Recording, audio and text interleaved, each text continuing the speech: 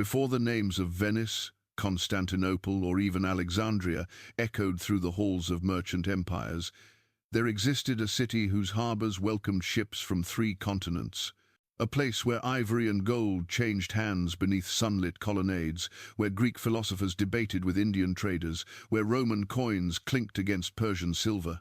This was Adulis, a name now whispered only in the footnotes of history, yet once it commanded the very arteries of global commerce. The Red Sea shimmered like molten bronze under the relentless East African sun. Along its western shores, where the highlands of the Horn of Africa descended to meet the coastal plains, rose a city that would become the beating heart of an empire. Adulis was not merely a port, it was a confluence, a meeting point where the ancient world collapsed its distances, where cultures collided and fused, where fortunes were made with a single successful voyage and lost just as quickly to the treacherous waters that surrounded it. If you're captivated by the forgotten empires that shaped our world, the untold stories of African civilizations that rivaled Rome and Persia, then journey with us into the depths of history. Subscribe now, because what you're about to discover will change everything you thought you knew about the ancient world. The story of Adulis begins not with its founding, but with the kingdom it served, Axum, one of the 4 great powers of the ancient world alongside Rome, Persia, and China. Yet while those empires carved their names into the consciousness of Western history, Axum remained obscured, its achievements diminished, its legacy nearly erased. This erasure was no accident. It was the consequence of centuries of historical narratives that positioned Africa as a continent without history, without civilization, without contribution to human progress. But the stones of Adulis tell a different story. In the 1st century of the Common Era, when Rome's legions marched across Europe and Asia, when the Silk Road connected Chang'an to the Mediterranean, Adulis emerged as the indispensable link in a chain of commerce that encircled the known world. The city occupied a position of geographical supremacy, situated on the western coast of the Red Sea. It served as the gateway between the African interior and the maritime highways that led to Arabia, India, and beyond. From its docks, the wealth of Africa flowed outward, gold from the mines of the interior, ivory from the elephant herds that roamed the savannas, rhinoceros horn prized in Asian markets, tortoiseshell, frankincense, myrrh, and enslaved people captured in conflicts and raids. But Adulis was no mere collection point for raw materials. It was a manufacturing center, a cosmopolitan metropolis where artisans crafted goods for international markets, where shipbuilders constructed vessels capable of traversing thousands of miles of open ocean, where merchants negotiated in 6 languages. The city's warehouses overflowed with imports that arrived from distant lands: Indian spices and textiles, Chinese silk, Roman glassware and wine, Arabian frankincense, Persian carpets. The archaeological evidence reveals a settlement of remarkable sophistication, with multi-story stone buildings, elaborate water management systems, and public spaces that rivaled those of any Mediterranean city. The rise of Adulis cannot be separated from the rise of Axum itself. Around the 1st century BCE, the Axumite state began consolidating power in the northern Ethiopian highlands, bringing together various tribal groups under a centralized authority. The location was strategic, perched at an elevation that provided natural defense while remaining connected to both the Red Sea coast and the interior African trade routes. The rulers of Axum understood what many contemporary empires failed to grasp: that control of trade, not merely territory, was the foundation of lasting power. Adulis became the economic engine of this empire, while Axum itself remained inland, serving as the political and religious capital. Adulis was its commercial face, its window to the world. The relationship between the 2 cities was symbiotic. Axum provided stability, military protection, and access to the resources of the African interior. Adulis provided wealth, international connections, and the technological and cultural exchange that came with being a global crossroads. The city's layout reflected its cosmopolitan character. The port district teemed with sailors and merchants from across the known world. Greek traders established permanent quarters, their presence so significant that Greek became one of the city's commercial languages. Indian merchants, following the monsoon winds that carried their ships across the Arabian Sea, brought with them not just goods, but ideas, Buddhist philosophy, Hindu cosmology, mathematical and astronomical knowledge that would be absorbed and adapted by Axumite scholars. Roman merchants arrived with increasing frequency, especially after Augustus Caesar's conquest of Egypt opened direct access to Red Sea trade routes. They came seeking the exotic products of Africa and Asia, products that commanded extraordinary prices in Rome's markets. A single shipment of ivory could make a merchant wealthy for life. The perfumes of Arabia and the spices of India were worth their weight in gold. Roman coins flooded into Adulis, so much so that Axumite rulers eventually began minting their own currency, a clear sign of economic sovereignty and confidence. The religious landscape of Adulis was equally diverse. Traditional African religious practices coexisted with imported faiths. Jewish communities established themselves, part of the ancient diaspora that had spread along trade routes. Later, Christianity would arrive, brought by Syrian merchants and missionaries, and would eventually become the state religion of Axum in the 4th century CE, making it one of the first Christian kingdoms in the world, predating the conversion of much of Europe. But Adulis was more than a passive recipient of foreign influence. It was an innovator, an adapter, a creator of its own distinct culture. Axumite architects developed unique building techniques, creating towering stone obelisks that stood as monuments to royal power and religious devotion. The famous stelae of Axum, some reaching over 30 meters in height, demonstrated engineering capabilities that rivaled anything produced in the Mediterranean world. The script developed for the Ge'ez language became one of Africa's few indigenous writing systems, used for everything from royal inscriptions to commercial contracts to religious texts. The military power of Axum, centered on Adulis as its naval base, was formidable. Axumite war fleets patrolled the Red Sea, protecting merchant vessels and projecting power across the water. In the 3rd century CE, Axumite forces crossed the Red Sea and conquered parts of the Arabian Peninsula, including territories in modern-day Yemen and Saudi Arabia. This was not a mere raid but a sustained occupation, with Axumite governors administering Arabian provinces and Adulis serving as the logistical hub for this trans-maritime empire. The famous Monumentum Adulitanum, a Greek and Ge'ez inscription discovered at Adulis, recorded the military achievements of an Axumite king, likely Gadarat or one of his successors. The text described campaigns that ranged from the Red Sea islands to the African interior, listing tributary peoples and conquered territories, with the same imperial confidence found in Roman triumphal inscriptions. This was an empire that understood itself as equal to any power on earth. The economic system that sustained Adulis and Axum was complex and sophisticated, revealing a level of commercial organization that challenges simplistic narratives about African economic development. The kingdom maintained a stable currency system based on gold, silver, and bronze coins, each denomination carefully standardized for both domestic use and international trade. These coins bore inscriptions in Ge'ez and sometimes Greek, often featuring Christian symbols after the kingdom's conversion, and they circulated widely throughout the trading networks of the Red Sea, East Africa, and beyond. The Axumite state actively managed its economy through a combination of direct control and indirect influence.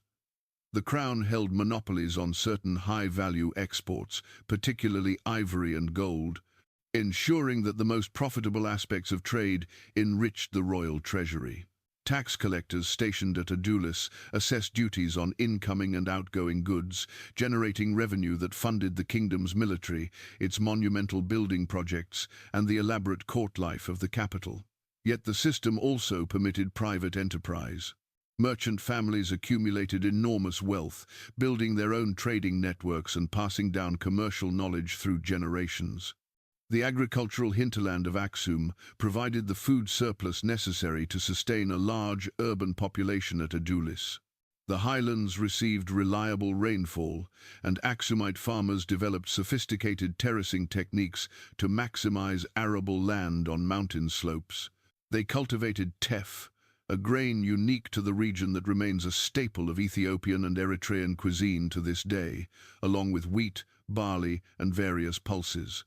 The domestication of the camel, borrowed from Arabian neighbors, revolutionized transport, making it possible to move heavy goods across the arid lowlands that separated the coast from the interior. The monsoon wind system provided the rhythm for Adulis's maritime calendar. From April to October, the southwest monsoon winds allowed ships to sail from the Red Sea to India, while from November to March, the northeast monsoon carried them back. This predictable pattern enabled the development of regular trading schedules. Ships departed Adulis with the favorable winds, spent months in Indian ports trading and waiting, then returned with the wind shift. Some merchants specialized in this long-distance trade, while others focused on the shorter but still profitable routes to Arabia and Egypt. The goods that flowed through Adulis tell the story of interconnected ancient world economies. African gold, mined in the interior and transported to the coast, was in constant demand. Rome's currency system depended on gold, and the empire's mines in Spain and elsewhere were gradually depleting. African gold helped sustain Roman economic stability, though this is rarely acknowledged in conventional histories. Ivory served both practical and luxury purposes, carved into furniture, jewelry, and religious objects in Mediterranean and Asian markets. The best quality ivory came from the African elephant, and Axumite merchants controlled access to this resource. Frankincense and myrrh, aromatic resins produced from trees native to the Horn of Africa and southern Arabia, were essential to ancient religious practices throughout the Mediterranean and Near East. These substances were burned as incense in temples, used in embalming and medicine, and featured prominently in both pagan and Christian rituals. The demand was insatiable, and Adulis was the primary export point for African production. The incense trade alone generated enough wealth to sustain a commercial empire. But Adulis also imported extensively, reflecting the cosmopolitan tastes of its elite and the needs of its population. Indian cotton textiles were particularly valued, lighter and often more finely woven than local production. They became status symbols among the wealthy. Indian spices, pepper, ginger, cardamom, transformed Axumite cuisine and were re-exported to markets in the Mediterranean. Chinese silk, arriving via Indian intermediaries, adorned the bodies of Axumite nobles and draped the altars of Christian churches. Roman wine, glassware, and metalwork found ready markets.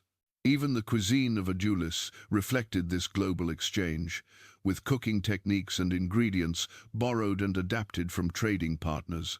The multicultural character of Adulis created a unique social fabric.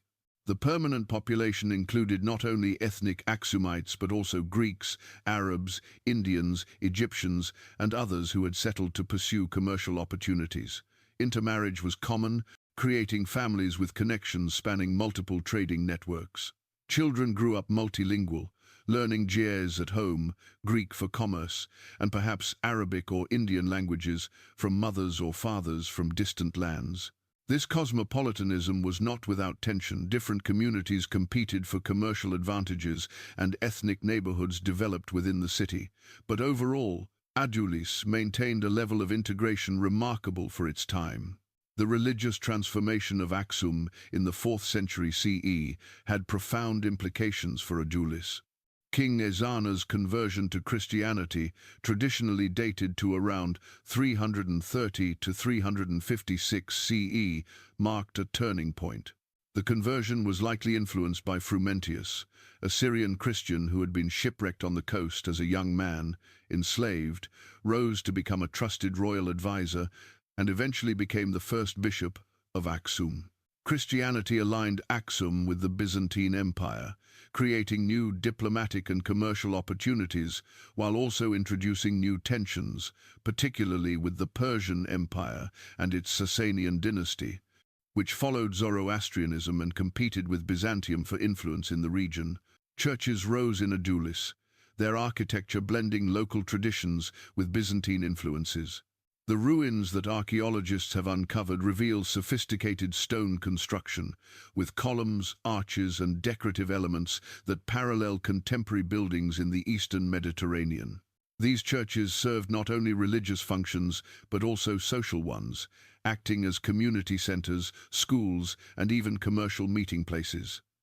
Monasteries developed in the countryside, becoming centers of learning where scribes copied religious texts and chronicles that preserved Axumite history.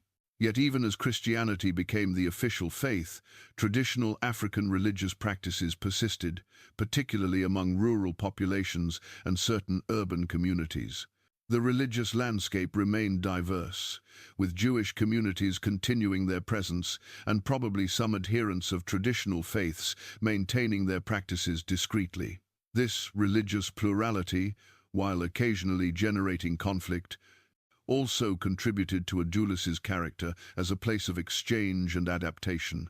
The 6th century CE marked the zenith of Axumite power and, by extension, the peak of Adulis's prosperity and influence. King Caleb, one of Axum's most celebrated rulers, launched a major military expedition across the Red Sea to Yemen around 520 CE. The campaign was motivated by a combination of factors: the persecution of Christians in Yemen by a Jewish Himyarite king named Yusuf as-Yathar, commercial rivalry, and the desire to expand Axumite power. The expedition succeeded spectacularly. Axumite forces conquered Yemen and installed a Christian ruler, effectively bringing the Arabian side of the Red Sea under Axumite control. This Arabian campaign elevated Axum to the status of a major player in the geopolitical struggles between Byzantium and Persia. The Byzantine Emperor Justin I actively supported Caleb's expedition, seeing it as a way to outflank Persian influence in Arabia. Adulis became a forward military base, its shipyards producing war vessels, its warehouses storing military supplies, and its population swelling with soldiers and sailors. The city's strategic importance had never been greater. For several decades, Axumite governors ruled in Yemen, maintaining control through a combination of military garrisons and alliances with local Arab tribes. Trade between Africa and Arabia intensified, with Adulis serving as the primary conduit. Axumite coins have been found in archaeological sites throughout Yemen, evidence of the kingdom's economic penetration of the region. The cultural exchange was significant as well.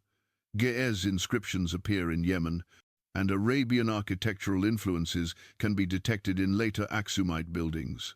But this period of maximum power contained the seeds of future decline. Imperial overstretch is a familiar pattern in history, and Axum proved no exception. Maintaining control over Yemen required significant military and economic resources, straining the kingdom's finances. Meanwhile, new forces were emerging that would reshape the entire region. The rise of Islam in the 7th century transformed the geopolitical landscape of the Middle East and North Africa with astonishing speed. Muhammad's unification of the Arabian Peninsula, followed by the rapid expansion of the Arab Caliphate under his successors, created a new superpower that quickly conquered the Persian Empire, seized much of Byzantine territory, and spread across North Africa. This had profound implications for Axum and Adulis. Initially, relations between Axum and the early Muslim community were positive.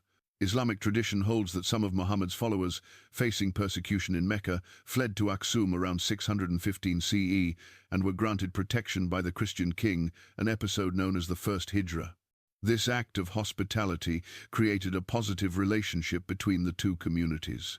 When Arab forces later conquered the territories surrounding Axum, they initially left the kingdom alone, with some traditions suggesting Muhammad himself instructed his followers to leave Abyssinia in peace.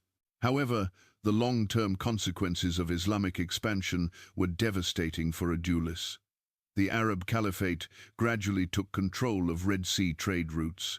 Egyptian ports under Muslim control began to compete with Adulis for commercial traffic. Arabian ports that had once been customers or subordinates of Adulis became rivals and then dominants. The commercial networks that had sustained Adulis for centuries were being reoriented, with new centers of power dictating the terms of trade. Environmental and economic factors compounded these geopolitical shifts. Climate change in the form of reduced rainfall began to affect the Ethiopian highlands in the 7th and 8th centuries. The agricultural surplus that had sustained urban populations declined. Soil erosion, caused by centuries of intensive cultivation and deforestation, reduced the productivity of farmland. The economic foundation of the Axumite state weakened even as external pressures increased. Archaeological evidence from Adulis shows a city in decline by the 8th century. Building activity ceased. Some structures were abandoned. The once bustling port handled fewer ships each year as merchants chose alternate routes. The sophisticated urban infrastructure began to deteriorate without the resources to maintain it. Population declined as people migrated away from a city with diminishing economic opportunities. The coins that Axumite kings had minted with such pride ceased production, a clear sign of economic collapse. The kingdom of Axum itself retreated southward into the highlands, away from the coast and the Red Sea trade it had once dominated. The capital moved from Axum to other locations as new dynasties rose and old ones fell. Political fragmentation accelerated the decline, with regional lords asserting independence and the central authority of the Axumite state dissolving into a patchwork of competing kingdoms. The Christian Church, however, survived and indeed became a primary carrier of Axumite cultural legacy, preserving the Ge'ez language, the literary traditions, and the historical memory of the kingdom's greatness. Adulis was gradually abandoned. Some of its population relocated to the interior. Others may have moved to surviving coastal settlements. The buildings, once filled with merchants and goods from 3 continents, stood empty. Over time, shifting sands and soil covered the ruins. The memory of the great port faded from historical consciousness outside the region. Arab geographers of the medieval period occasionally mentioned Adulis as an ancient city, but with little detail. European travelers who passed along the coast had no idea of the significant civilization that had once existed there.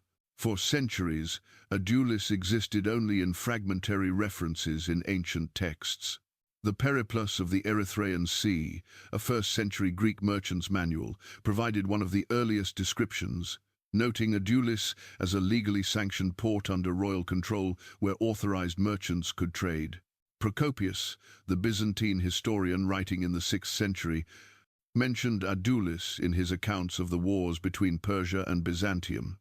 Cosmas Indicopleustis, a 6th-century Greek merchant who had visited Axum, left descriptions of the city and its monuments. But these scattered references provided only glimpses, not a comprehensive picture. The rediscovery of Adulis began in the 19th century as European colonial powers expanded their influence in Africa and archaeological interest in ancient civilizations grew. Travelers and explorers began noting ruins along the Eritrean coast. In the early 20th century, systematic archaeological work began, though it was limited and often poorly documented by modern standards. These early excavations revealed the outlines of substantial stone buildings, fragments of pottery and glassware from across the ancient world, coins bearing Axumite inscriptions, and architectural elements that spoke of a sophisticated urban civilization.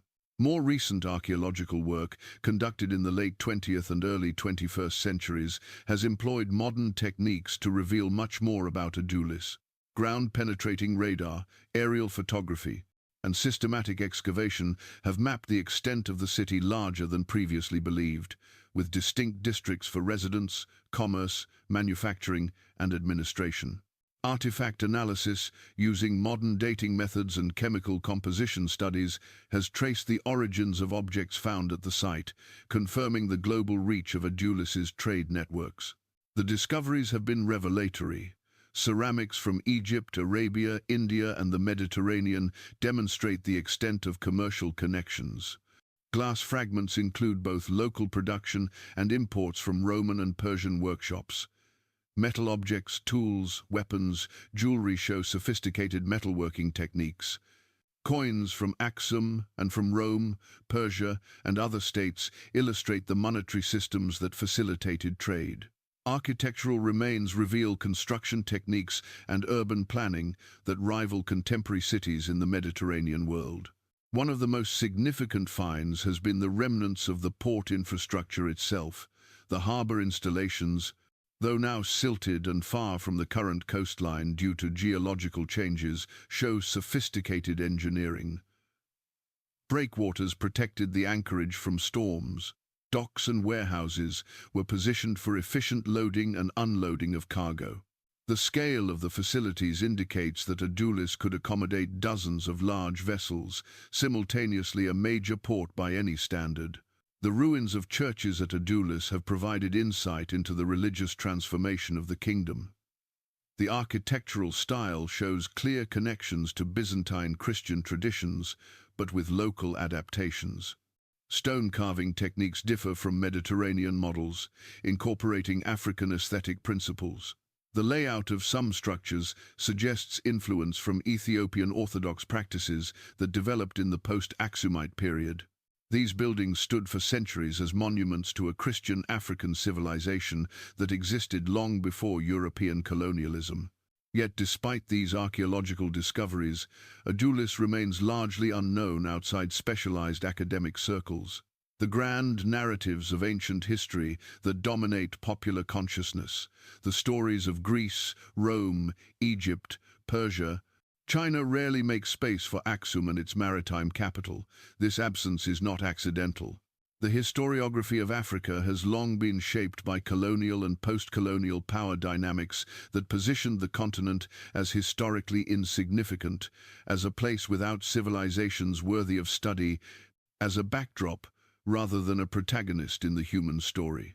The erasure of Adulis from historical consciousness reflects broader patterns of what some scholars call epistemological violence, the systematic dismissal or diminishment of non-European knowledge and achievements.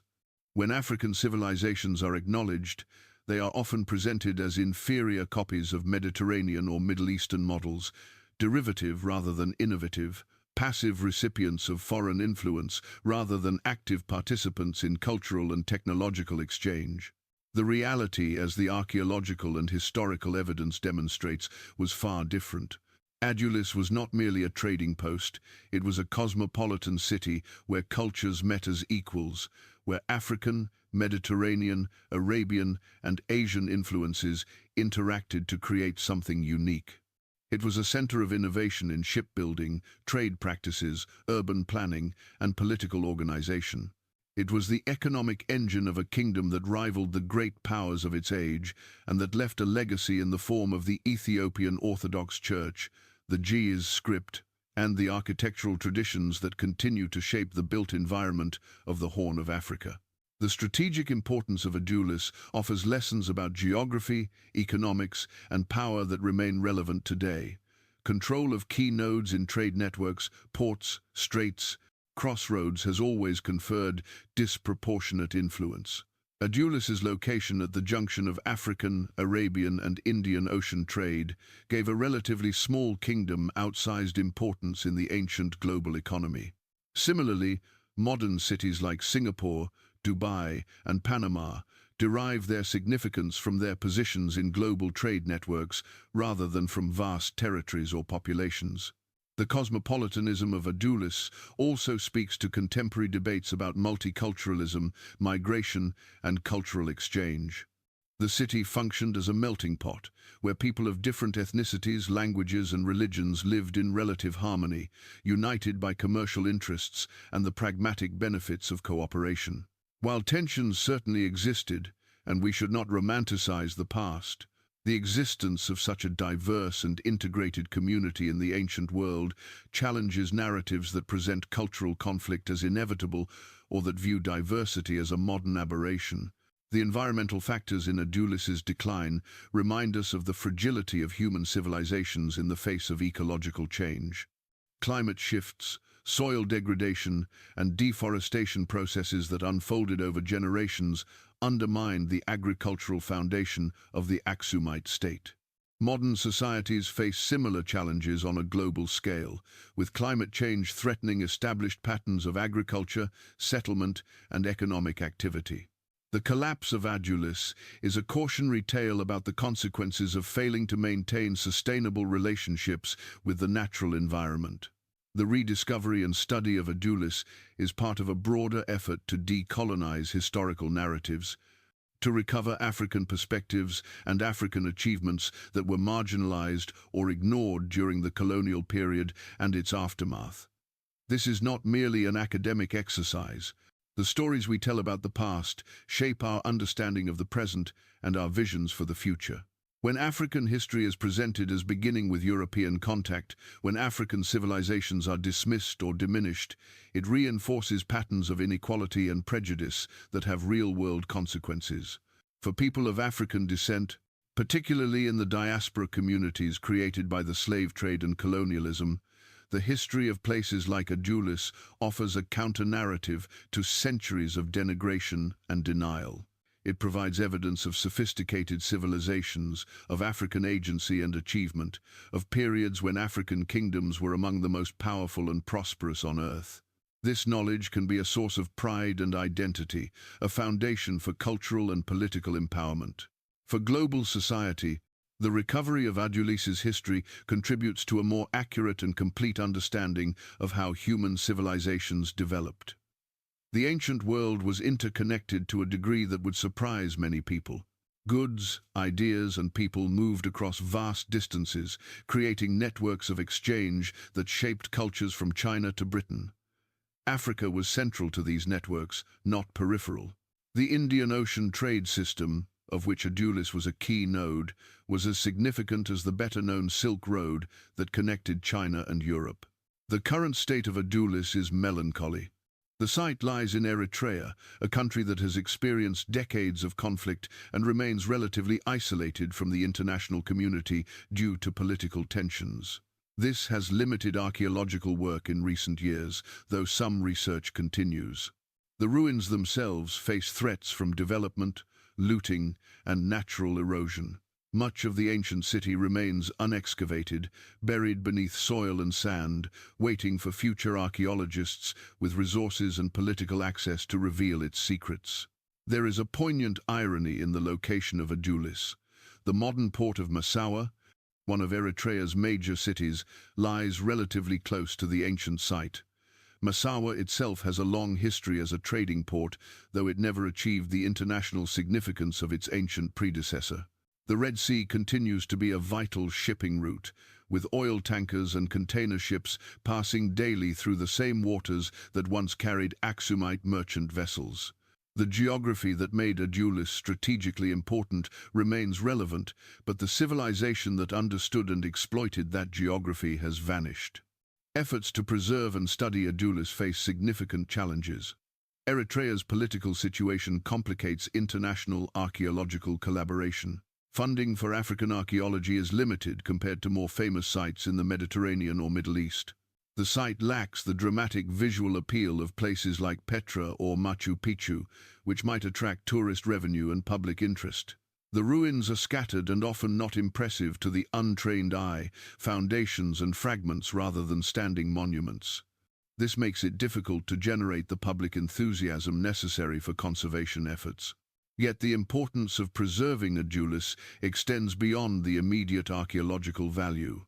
The site is a tangible connection to a past that shaped the present in ways we are only beginning to understand. It is a monument to African achievement and to the interconnected nature of ancient civilizations. Its loss would represent not just the disappearance of physical artifacts, but the continued erasure of African contributions to human history. The intellectual and cultural legacy of Adulis and Axum survives in unexpected places. The Ethiopian Orthodox Tewahedo Church, one of the oldest Christian denominations in the world, traces its roots directly to the Axumite conversion in the 4th century. The church preserves traditions, liturgical practices, and sacred texts that date back to that period, making it a living link to the ancient past. The Ge'ez language, while no longer spoken in daily life, remains the liturgical language of the Church, much as Latin functions in Roman Catholicism. Scholars of early Christianity increasingly recognize the importance of Ethiopian Christianity for understanding the development of the faith in late antiquity. The architectural traditions of the Ethiopian highlands, particularly the rock-hewn churches of Lalibela and other sites, represent a continuation and evolution of building techniques developed during the Axumite period. These churches, carved entirely from solid rock with extraordinary precision and artistry, are among the most remarkable religious structures on Earth. They demonstrate a continuity of engineering knowledge and architectural vision that spans over 1,000 years, from the great stelae of Axum to the underground cathedrals of the medieval period. The genetic and cultural legacy of Adulis's cosmopolitanism persists in the populations of the Horn of Africa. Genetic studies have revealed patterns of admixture that reflect centuries of contact and intermarriage between African, Middle Eastern, and South Asian populations. The languages of the region Tigrinya, Amharic, and others show influences from various language families, evidence of long-term cultural exchange. Even culinary traditions preserve traces of ancient connections, with spices and cooking techniques that may have origins in the trading networks centered on Adulis. Looking at Adulis from the perspective of world history, its significance becomes clear. This was not a peripheral outpost, but a central node in the networks that connected the ancient world. The wealth that flowed through its port helped sustain the Roman Empire, enriched Indian kingdoms, and enabled Chinese merchants to acquire African goods. The religious and cultural exchanges that occurred there contributed to the spread of Christianity, the development of new artistic styles, and the transmission of technological knowledge across vast distances. The Kingdom of Axum, with Adulis as its economic foundation, demonstrated that African civilizations could compete with and surpass their contemporaries anywhere in the world. It developed a sophisticated state structure, a stable currency, a professional military, monumental architecture, and a written literary tradition. It engaged in complex diplomacy with the great powers of its age. It successfully integrated a diverse population across a large territory. By any measure of civilization, political organization, economic development, cultural achievement, technological innovation, Axum ranks among the great kingdoms of late antiquity. Yet this empire, this civilization, this remarkable achievement has been systematically marginalized in historical narratives. The reasons are complex, involving everything from the geographic isolation of the highlands after Adulis's decline to the racial prejudices of European historians to the impact of colonialism on African self-understanding. But the consequences are clear. A massive gap in our collective knowledge of the human past, a distorted picture of African history, and the perpetuation of harmful stereotypes about African capabilities and contributions. The recovery of Adulis's story is therefore both an act of historical justice and a contribution to more accurate scholarship. It challenges us to question what we think we know about the past and to recognize how much has been forgotten, ignored, or suppressed. It invites us to imagine the ancient world differently, not as a collection of isolated civilizations, but as an interconnected system in which Africa played a central role. The lessons of Adulis extend beyond history into questions of heritage, identity, and power in the contemporary world. Who gets to tell history? Whose stories are preserved and celebrated? Which civilizations are deemed worthy of study and remembrance? These are not neutral academic questions, but deeply political ones that shape how we understand ourselves and others. For too long, the history of Africa has been told primarily by outsiders, by colonizers and their intellectual descendants, by scholars who approach the continent with assumptions of its inferiority. The result has been a distorted historiography that diminishes African agency, ignores African achievements, and presents African societies as primitive and unchanging until European contact brought civilization. This framework is not just incorrect but actively harmful, providing intellectual justification for exploitation and oppression. The study of sites like Adulis represents a different approach, one that takes African history seriously on its own terms, that recognizes the sophistication and complexity of African societies, that positions Africa not as an object of history, but as a subject, an active participant in shaping the human story. This is the project of decolonizing history, of recovering what was lost or suppressed, of building a more inclusive and accurate understanding of our shared past.